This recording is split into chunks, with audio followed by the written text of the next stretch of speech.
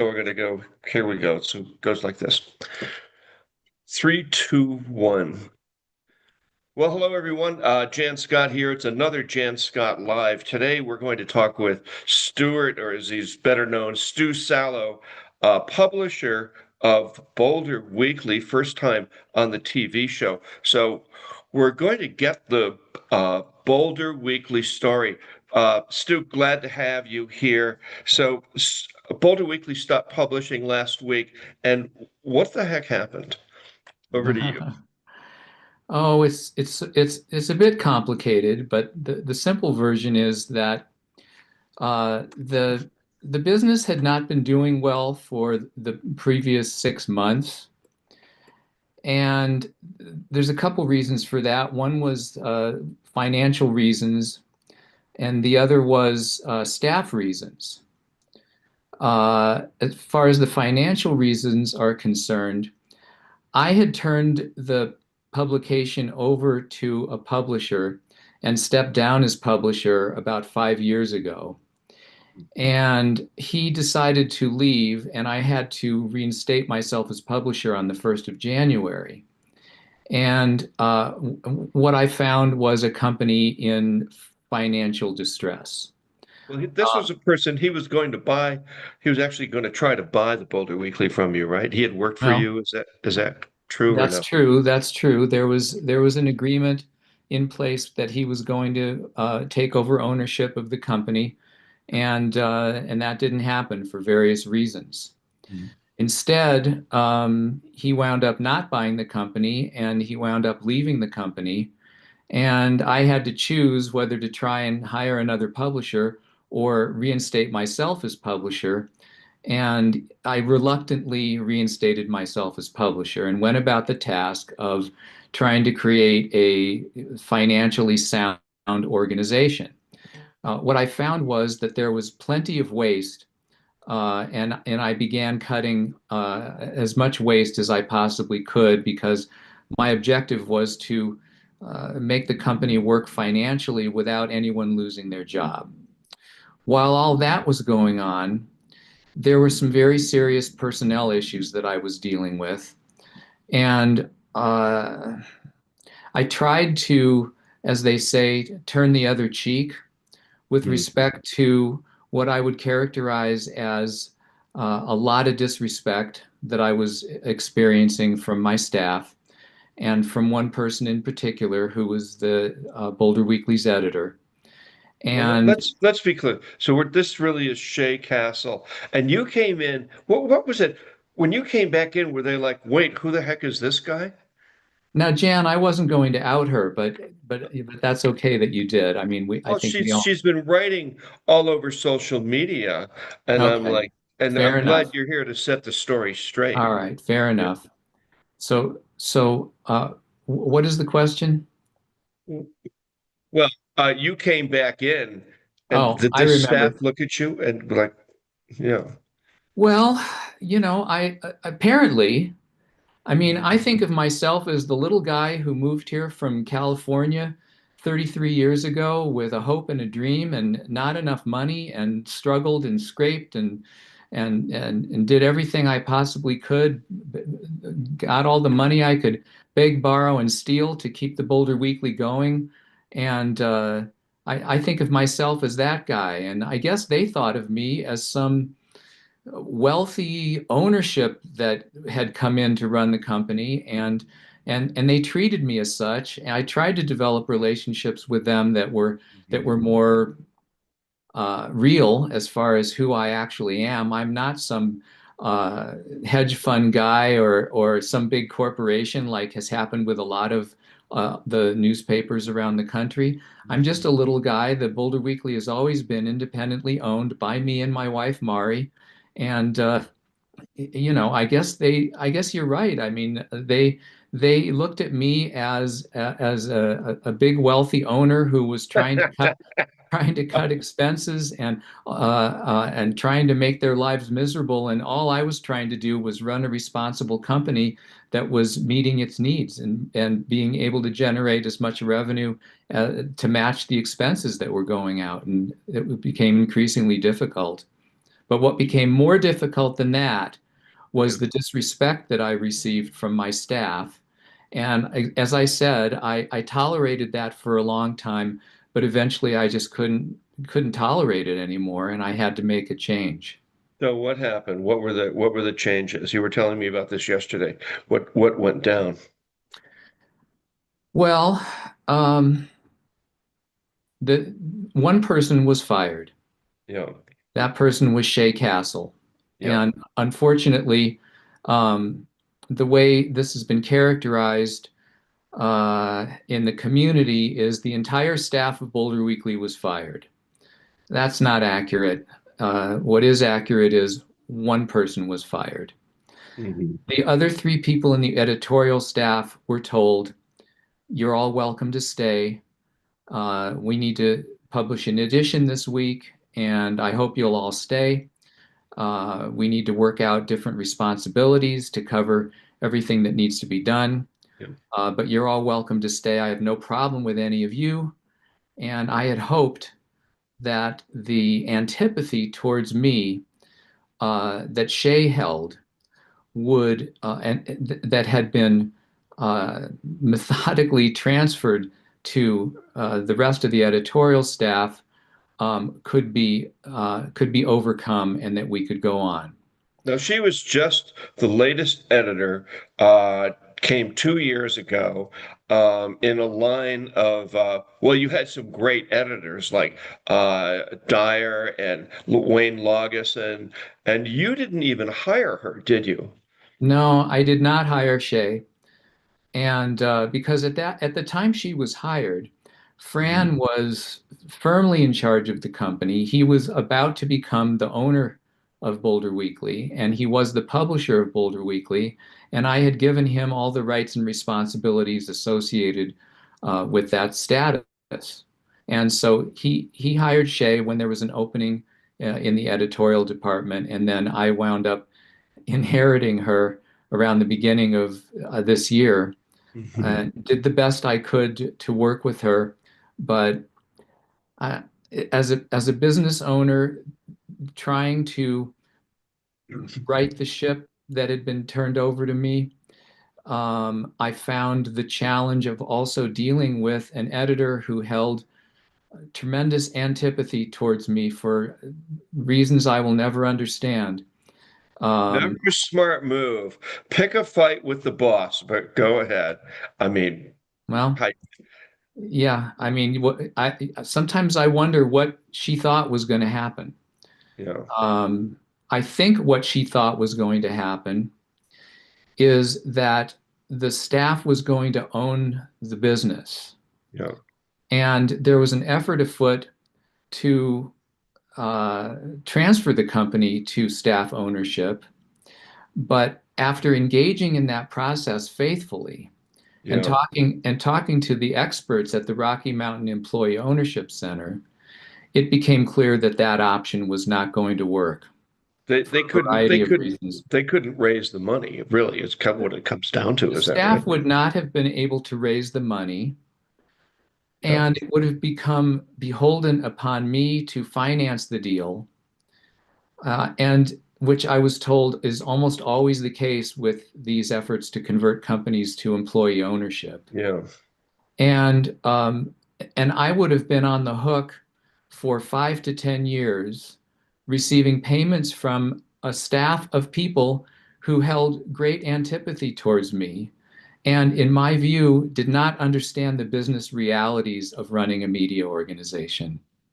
Having run one myself, it's if you don't understand that, you don't understand the sales and advertising department. Never. I mean, my hat is off to you. You came to Boulder and started a weekly for 31 years, something that many people, including myself, have attempted to do and failed. But I mean, so there we have it. So what happened? Shay was fired, and what happened to the rest of the staff, the editorial people? There were three others, and the Yeah. next day, those three people came to work. And then we went into the 4th of July weekend. And on the following Monday, the arts and entertainment editor, Jesse Gray, who would have been my choice for Shay's successor, and I told him that, he sat down with me and he resigned. So now we have two reporters left. I brought them both in one by one to talk about uh, how we as a team could rally and get the newspaper published last week. And they both told me they were not willing to do anything beyond their appointed responsibilities, which amounted to filling about 1 page of space in the edition. So we were going to be trying to publish an edition with 1 page of space covered, about 12 pages of ads, and a variety of freelance submissions, which we were going to have to go through and figure out how to edit and all that. And it was at that time that I decided, I think this might be a good time to take a summer vacation for the first time in 32 years. We're in a very difficult spot right now. Rather than stressing everybody out and trying to find content that we could publish that was, uh, you know, not specifically targeted for the Boulder County audience, which we've done. We do that from time to time. We'll pull articles from various other media, Mhm. um, but we were looking at having to do that on an ongoing basis. And I have been thinking about retiring for a number of years. I'm past the age of retirement right now, and that's an option for me. And in fact, the whole employee ownership movement Yeah. is based on an effort to try and encourage baby boomers with successful businesses who are on the verge of retiring to not close their business, but instead transfer ownership to their employees. And that was another thing that appealed to me about the whole idea, because I'm on the verge of retirement. I've been wanting to retire for a long time. It's been a long, difficult, stressful, joyful, ecstatic. I mean, every emotion you can imagine has been part of my life during the last 32 years at the helm of Boulder Weekly. And I'm extremely grateful for all of it.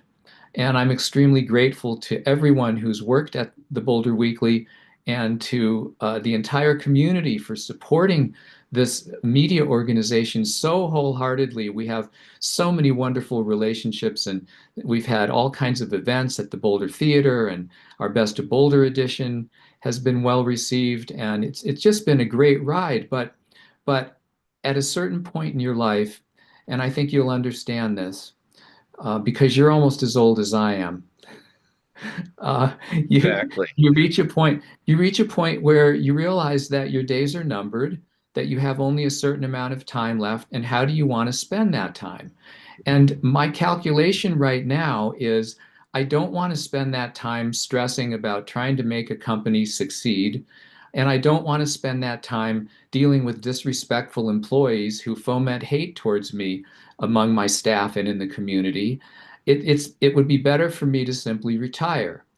On the other hand, I love the Boulder Weekly. I love what the Boulder Weekly does and has done and has meant to the Boulder community.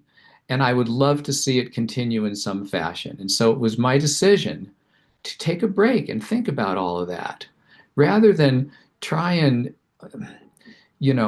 throw an issue together at the last minute that would have been less than what the Boulder community deserves and continue that for several weeks.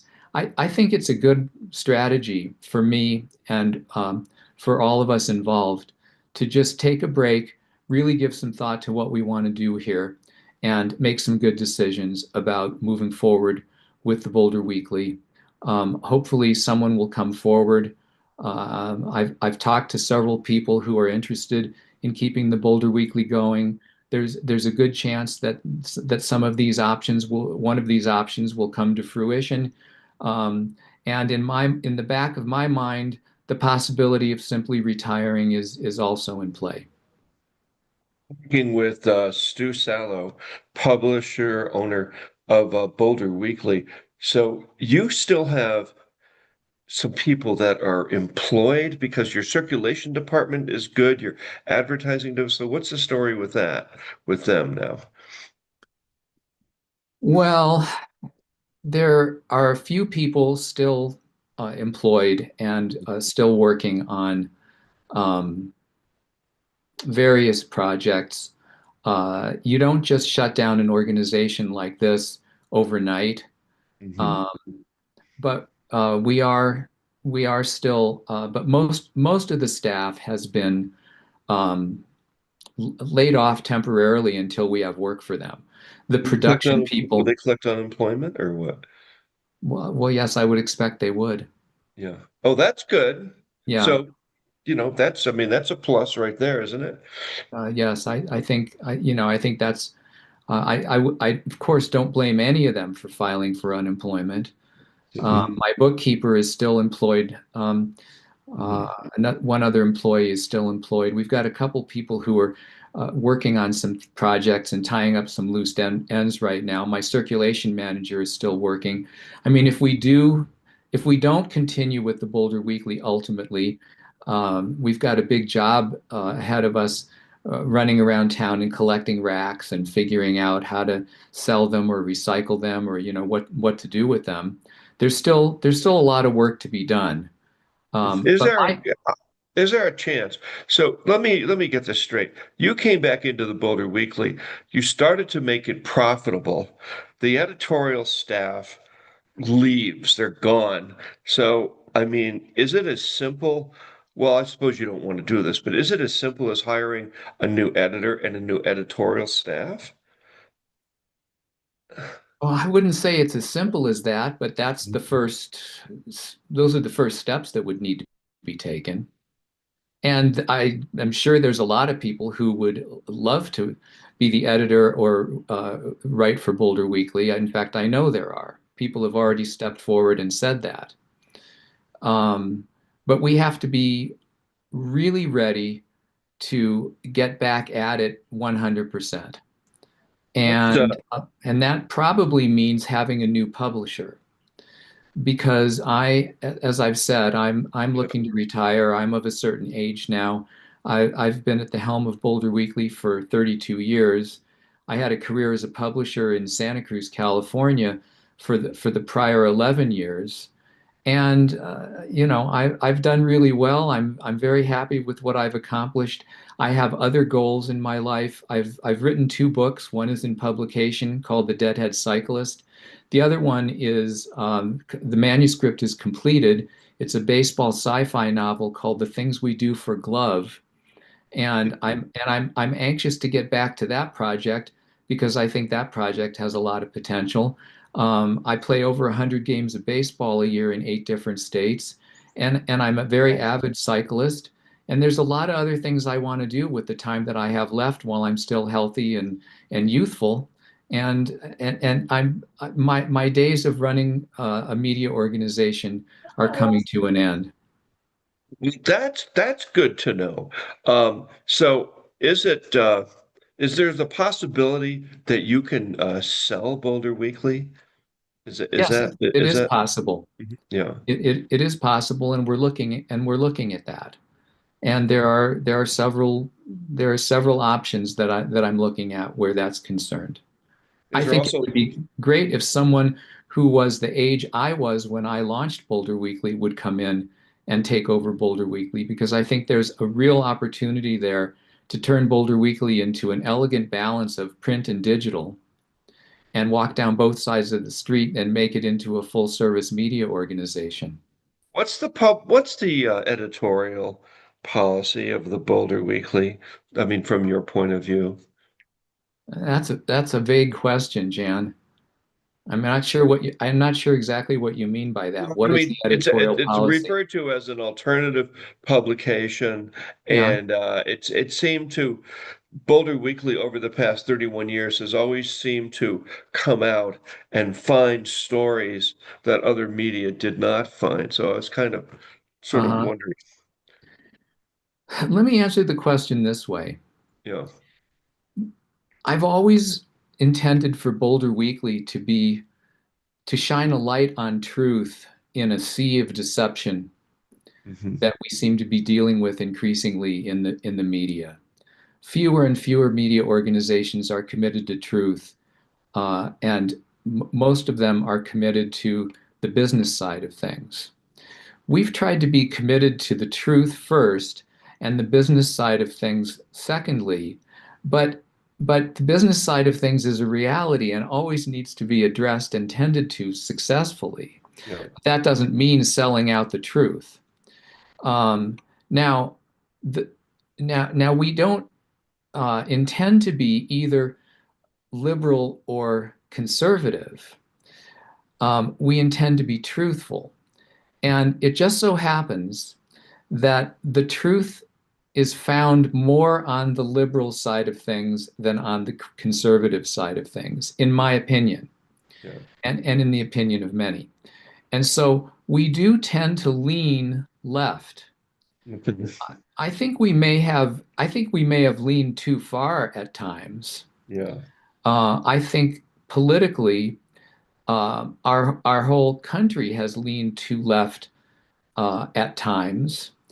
I think that's part of the reason why we have Donald Trump as president right now, is because the left has made itself vulnerable to being mischaracterized as being extreme, woke, uh, socialist. A lot of the things that are being that they're being accused of by those with a political agenda on the other side. And I've always been concerned about falling too far in that direction. But mostly I've been concerned about just being truthful and finding the truth of various stories, and um, as I like to say, afflicting the comfortable and comforting the afflicted to whatever extent that truth accomplishes. Does that answer your question? Yeah, I mean, yeah, no, I mean, pretty much it does. Yeah, but I was just curious as to where, because there was some talk about, uh, well, I think people need to know how you see Boulder Weekly and what its job is in terms of writing stories. And any of those of us who have read Boulder Weekly over the past 31 years pretty much know. I mean, you dig deep in all kinds of areas. It's kind of amazing. And you've had some pretty amazing editors on down the line. It's always been an sure. interest. So where are we now? So to kind of wrap this up, what's the future? Here we are, we're in July 2025. What do you anything any future that you see, or is it all kind of tenuous right now in terms of August, September, October of this year? Well, Jan, this all came up rather recently, Yeah. and I'm not going to say it completely caught me by surprise, but to me it seems rather sudden. And I've been dealing with kind of an onslaught of media organizations wanting to talk to me and wanting to sensationalize the story. Mm. Mostly the the publisher versus editor drama. I don't think that's the real story here. In my view, a publisher, an owner, and an editor didn't get along, um, and one person had to go, and it wasn't going to be the owner. And that's just kind of that's really the whole story there. It's all the There's time in media organizations. It's happened at the Daily Camera. It happens. So, but and what's going to happen um, in coming up in right, October? Do you right. think you're going to publish or no? Well, I hope so. I hope the Boulder Weekly will continue on. I've received a tremendous amount of input from the community. That's good. Oh no, we need the Boulder Weekly. This can't be true. We've got to have the Boulder Weekly. The Boulder Weekly's meant so much to me, um, and so I would hate to see it cease to exist. I will do my utmost to make sure that it does exist. I think it needs to happen under new ownership. I'd be willing to participate in a transitionary period to make that happen. There's a lot of things I'd be willing to do. I wish I could give you a more definitive answer, but right now we're on hiatus and we're considering our options. And we know how the community feels about Boulder Weekly. We know that people think it's important, and we hope to see it return at some point. But I can't give you anything definite right now. You have loyal readers, you have loyal advertisers, and you have some loyal staff members. Yep, that's all true. And it hasn't been that long, and so there's a chance that we could, go on in some form, and again, I hope that happens.